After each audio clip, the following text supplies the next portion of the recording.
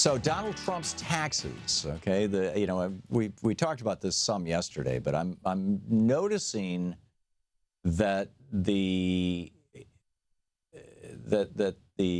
Democrats are saying, okay, he was a failure, he lost $1 billion, and the Republicans are saying he's a genius, he lost $1 billion.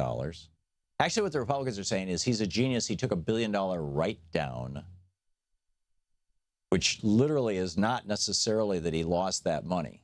It's just that all the accounting tricks that he could use created this loss, paper loss, a write-down is, and as a real estate developer, he can apply that to the 2 previous years of income or the next 15 years of income, which is a total of 18 years. And you can't do that. You can't do that. And Trump has talked about he wants to change the tax code. He's talked about once he talked about getting rid of the carried interest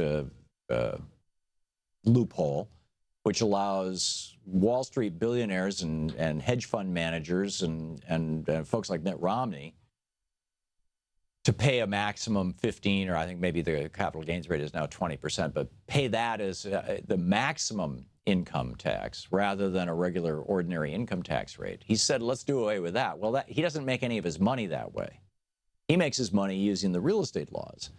And, they are what they are, but there's no call from Donald Trump to change those real estate laws. He does want to lower taxes on himself, on billionaires, presumably now that he's started paying taxes. I don't know, maybe he had another big loss that he could carry forward, but it's been more than 15 years since 1995.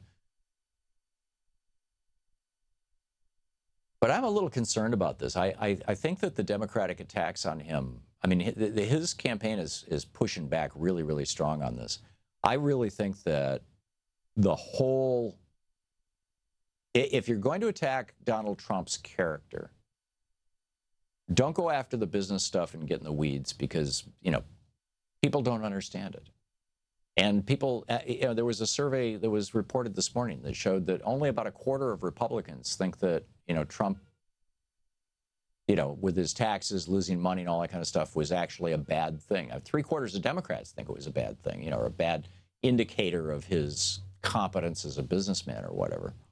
And only about half of independents, but Republicans are unfazed by this. There's a lot of confirmation bias going on. People only pay attention to things that confirm their beliefs, and they ignore things that don't. So if you're going to go after Trump, my suggestion would be, and what I do on this program, would be, number one, go after him on the issues, and put the word Republican in there as frequently as possible.